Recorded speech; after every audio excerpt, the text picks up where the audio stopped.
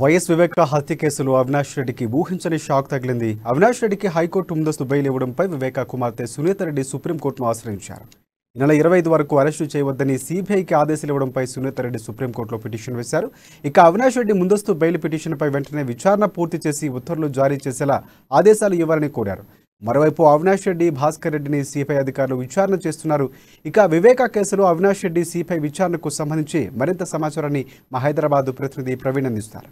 ప్రస్తుతం అయితే మనం చూసుకున్నట్లయితే వివేక హత్య కేసు చూసుకున్నట్లయితే రోజుకొక మలుపు తిరుగుతుంది, రోజుకొక అంశం అయితే తెర మీదకి వస్తుంది. అయితే ఈ నేపథ్యంలో నోటీసులు అందుకున్న అవినాష్ రెడ్డి అయితే కావచ్చు, ఈ రోజు రెండో రోజు అయితే సిబిఐ కార్యాలయం వద్ద రెండో రోజు విచారణ జరుగుతుంది. నిన్నటి చూసుకున్నట్లయితే దాదాపుగా 8 గంటల పైన అయితే ఒక విచారణ అయితే సాగింది. దీనికి సంబంధించి ప్రశ్నలు కూడా ఏవైతే ఉన్నాయో ఇవన్నీ కూడా లిఖితపూర్వకంగానే ఇవ్వాలని చెప్పేసి హైకోర్టు ఆదేశించారు. దానికి సంబంధించిన ఆడియో వీడియో రికార్డు కావచ్చు, ఇవన్నీ కూడా రికార్డు చేయాలని చెప్పేసి హైకోర్టు అయితే ఆదేశించింది. ఈ నేపథ్యంలోనే అవినాష్ రెడ్డి న్యాయవాదులు ఇతరులు ఉన్నారో వాళ్ళు కనిపించిన మేరకు అంటే వారు సామర్థ్యంలోనే ఈ యొక్క విచారణ అయితే జరగాలని ఇలాంటి కూడా హైకోర్టు అయితే జారీ చేసిన నేపథ్యంలో సిబిఐ అయితే దానికి సంబంధించి నిన్న అయితే దాదాపు 8 గంటల పాటు అయితే విచారణ అయితే చేపట్టారు అవినాష్ రెడ్డి. దానికి సంబంధించి అప్రూవర్ అనే దస్తగిరి ఎవరైతే ఉన్నారో దానికి సంబంధించి ఏవైతే స్టేట్మెంట్లో ఇచ్చారో దానికి సంబంధించి ప్రశ్నల వర్షం అయితే కురిపించారు నిన్న సిబిఐ. అలాగే మనం ప్రశ్నలు నిన్న అడిగిన ఒక ప్రశ్నలు కూడా మనం చూసినట్లయితే వివేక హత్య జరిగింది, అయితే ముందు ఆత్మహత్యగా ఎందుకు చిత్రీకరించు, అలాగే రాజకీయ పరంగా మీకు ఏమైనా విభేదాలు ఉన్నాయా, అయితే వివేకాకి మీ కుటుంబానికి మధ్య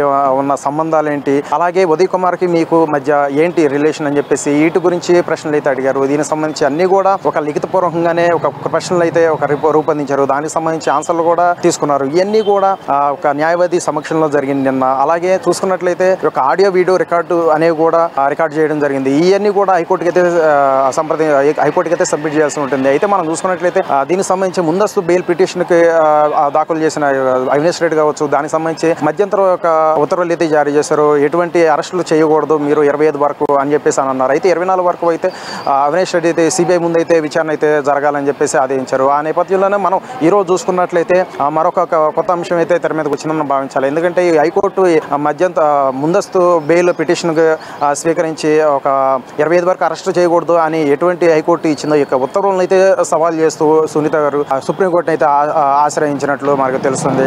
అయితే ఈ యొక్క ముందస్తు బెయిల్ అనేది రద్దు చేయవలసిందిగా అని చెప్పేసి జస్టిస్ చంద్రచూడ్ యొక్క ధర్మాసనకి అయితే సునీత లాయర్ అయితే పిటిషన్ అయితే చెప్పడం జరిగింది. దీనికి సంబంధించి రేపు విచారణ చేపడతామని చెప్పేసి చెప్పడం అయితే జరిగింది. అలాగే మనం చూసుకున్నట్లయితే ఈ యొక్క భాస్కర్ రెడ్డి, ఉదయ్ కుమార్ రెడ్డి వీరే ఎవరైతే ఉన్నారో అక్యూజ్డ్ గా A6 A7 గా ఉన్నారో వీరైతే గూగుల్ టేక్ లొకేషన్ ద్వారా అయితే ఈ యొక్క సిబిఐ యొక్క అరెస్ట్ చేయడం ఎంతవరకు కరెక్ట్ కాదు అని చెప్పేసి చెప్పడం జరిగింది. దీనికి సంబంధించి వీరు బెయిల్ కోరడం కూడా హైకోర్టుని అయితే జరిగింది.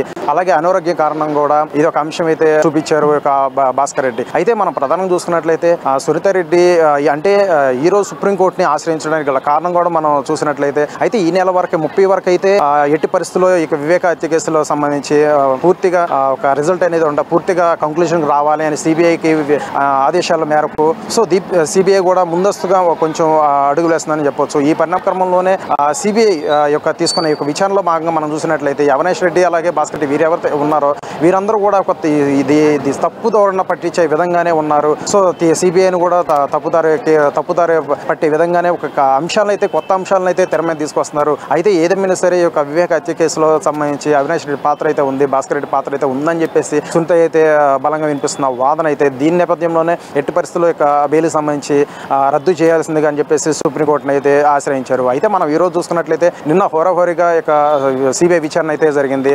సుమారుగా 8 గంటల పైగా అయితే ఒక విచారణ అయితే జరిగింది అవినాష్ రెడ్డికి.